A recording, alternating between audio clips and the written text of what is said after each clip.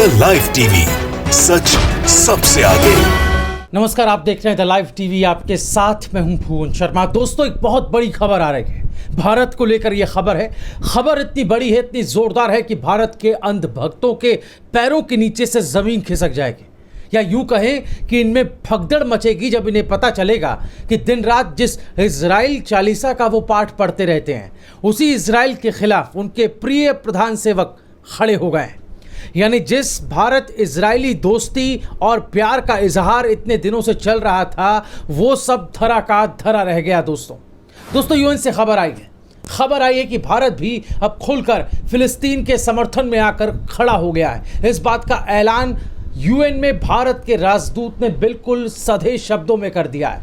कह दिया कि फिलिस्तीन के साथ हम खड़े हैं। रिश्तों के आधार पर, अब तक चले रिश्तों के आधार पर उनके साथ खड़े होने की बात कही गई, और इजरायली हिंसा और बर्बरता की मुखालफत की है बहुत जोरदार तरीके से। क्या कहा है यूएन में भारतीय राजदूत ने, यह बताने से पहले आपको बीबीसी की इस खबर को पढ़ना चाहिए। देखिए, इसमें लिखा है, इजराइल फिलिस्तीनी हिंसा, संयुक्त राष्ट्र में भारत ने की निंदा। हालांकि हेडिंग पढ़ देने भर से आपको यह खबर समझ नहीं आएगी। इसको थोड़ा सा विस्तार से, डिटेल से समझने के लिए दोस्तों और बारीकी से पढ़ना होगा, अंदर से पढ़ना होगा। खबर का ये हिस्सा आपको पढ़ाते हैं। देखिए, संयुक्त राष्ट्र में भारत के राजदूत टीएस तिरुमूर्ति ने सुरक्षा परिषद की बैठक के बाद कहा कि भारत फिलिस्तीनियों की जायज मांगों का समर्थन करता है और दो राष्ट्र नीति के जरिए समाधान को लेकर वचनबद्ध है। इसे पढ़कर साफ हो जाता है कि जो भारत की मोदी सरकार लगातार इस मामले में अब तक चुप्पी साधे बैठी थी, अंतर्राष्ट्रीय दबाव में उसे भी अपना स्टैंड दोस्तों क्लियर करना ही पड़ा। इस कदम से जहां फिलिस्तीनी का पलड़ा इस जंग में भारी हुआ है, तो वहीं भारत के अंधभक्त अब खुद को ठगा सा महसूस कर रहे हैं, क्योंकि ट्विटर और फेसबुक पर ये लोग इस उम्मीद से इजरायली समर्थन में आकर कसीदे गढ़ते थे कि मोदी सरकार end of the day Israel का ही समर्थन करेगी। लेकिन जो हुआ उसने तो अंधभक्तों के होश फाख्ता कर दिए। वैसे ये बात और है कि हम अपनी पिछली वीडियोस में आपको ये बताते रहे कि भारत का रुख उसकी विदेश नीति और इतिहास को देखते हुए फिलिस्तीन के साथ और समर्थन में ही रहेगा, और अब हुआ भी ठीक वैसा ही। आइए अब आपको सीधा संयुक्त राष्ट्र में भारत के दूत टीएस तिरुमूर्ति की कही बात उन्हीं की जुबानी सुनाते हैं। ये हिस्सा सुनिए। We believe that every effort should be made to create conducive conditions for resumption of talks between Israel and Palestine. In conclusion, I reiterate India's strong support to the just Palestinian cause and its unwavering commitment to the two-state solution. सुना आपने, UN में भारत ने साफ साफ कह दिया कि वो अपनी विदेश नीति और चले आ रहे संबंधों को आधार पर फिलिस्तीन के साथ खड़ा है।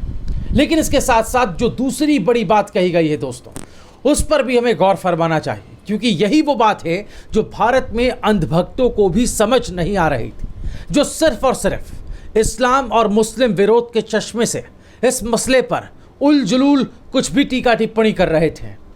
भारत ने यूएन में जो बात कही है, उसमें सबसे बड़ी बात जो है वो है टू स्टेट सॉल्यूशन, यानी बॉर्डर बना दिया जाए, फिलिस्तीन अपनी सीमा में रहे और इजराइल अपने इलाके में रहे। और यही बात कब से फिलिस्तीन भी कहता आ रहा है। लेकिन क्योंकि इजराइल का नेचर हर किसी को पता है कि वो अपनी विस्तारवादी नीति से आसपास के सारे इलाकों पर, क्षेत्रों पर अपना कब्जा कर लेना चाहता है, उसकी मंशा क्लियर है। जो काम कॉलोनियल पीरियड्स में ब्रिटिशर्स करते थे दोस्तों, वो काम अब मिडिल ईस्ट में इजराइल कर रहा है। इसी बात के विरोध में तो ये जंग शुरू हुई है। लेकिन अब भारत के इस रुख से दक्षिण पूर्व एशिया में चीन के बाद से ये दूसरा बड़ा समर्थन फिलिस्तीन को मिला है, जिससे जाहिर है दोस्तों कि उसका पलड़ा भारी हो गया है। मज़ेदार बात यह है कि इजराइल के साथ अपनी नज़दीकियां बढ़ाने की पीएम मोदी ने न जाने कितनी ही कोशिशें की। नेतन्याहू को दिल्ली बुलाया, गले मिले, सैर कराई, लेकिन ये सब भी किसी काम ना आया, क्योंकि जब कल इजराइल उसका साथ देने वाले, या यूं कहें कि मित्र सूची में जो देश हैं उसका नाम पड़ रहा था, तो भारत का नाम उनमें नहीं था।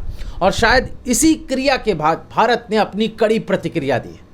जनसत्ता की इस खबर को आप पढ़िए दोस्तों, देखिए क्या लिखा है इसमें। समर्थन देने वाले 25 मुल्कों को इजराइल ने अदा किया शुक्रिया, पर नहीं किया भारत का जिक्र।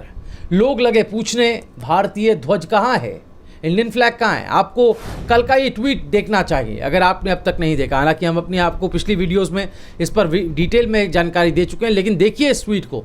इसमें जो इजराइल के पीएम ने ट्वीट किया उसमें तमाम राष्ट्रों के कुल लगभग 25 देशों के नामों को शामिल किया गया, लेकिन भारत का झंडा इसमें आपको नहीं दिखाई देगा।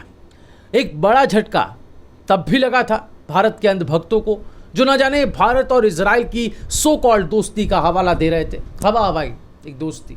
और एक झटका अब लगा जब भारत ने भी अपनी मंशा, अपनी इंटेंशन बिल्कुल साफ क्लियर कर दिए, जाहिर कर दिए। मैं फिर इस मौके पर उन लोगों को इतिहास याद दिलाना चाहूँगा दोस्तों, जो गाज़ा पर पड़ते इजरायली गोलों से बम बम है।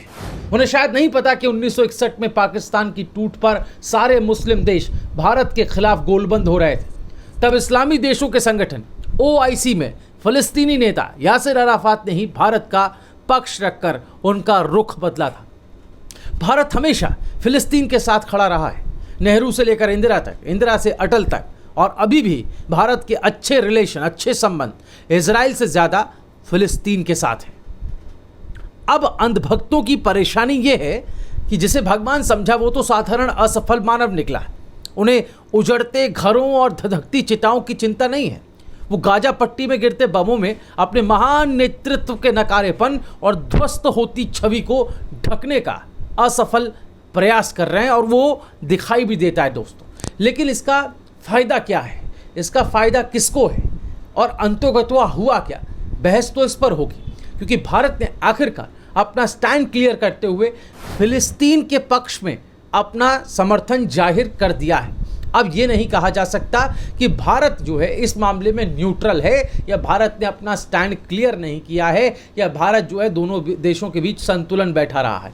लाउड एंड क्लियर आपने सुना UN में भारतीय दूत ने जिस तरीके से, हमने आपको उनका हूबहू उनका बयान सुनाया, जिसमें उन्होंने कहा कि वो पैलेस्टाइन के साथ खड़े हैं अब तक के संबंधों को देखते हुए, और उन्होंने समाधान का दोस्तों रास्ता भी सुझाया। और ये बात फ़िलिस्तीन भी कहता रहा कि 2 राष्ट्रों के समाधान की बात होनी चाहिए, लेकिन कब्ज़ा करने के मंशा से अगर आप, विस्तारवादी नीति के मंशा से अगर आप चलेंगे तो फ़िलिस्तीन भी जवाब देगा। और फ़िलिस्तीन ही नहीं बल्कि फ़िलिस्तीन के साथ उनके समर्थन में जो अब कई मुल्क आ गए हैं विश्व भर के, वो भी जवाब दे रहे हैं। क्योंकि खबर यहाँ तक आ रही है कि अब जो इजराइल पर को जवाब दिया जा रहा है उनके हमलों का, तो उसमें अब चीन और सीरिया और दूसरे देशों के जो मिसाइल्स, रॉकेट्स हैं, उनका भी इस्तेमाल किया जा रहा है। तो अब सिर्फ कह देने भर से एक डिप्लोमेटिक समर्थन भर नहीं है, अब तो सामरिक समर्थन भी हम देख रहे हैं धीरे धीरे फ़िलिस्तीन को मिल रहा है। तो उसकी जो बाजू हैं फ़िलिस्तीन के,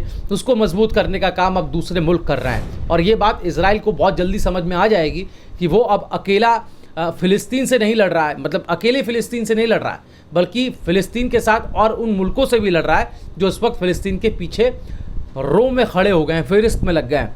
और ये कहीं ना कहीं बताता है कि अंतर्राष्ट्रीय स्तर पर जो युद्ध जैसी परिस्थिति है उसमें पलड़ा दोस्तों फ़िलिस्तीन का भारी है। दोस्तों आपकी राय क्या है भारत के स्टैंड को लेकर जो UN में बातें कही गई, हमें कमेंट में ज़रूर बताएं। द लाइव टीवी, सच सबसे आगे।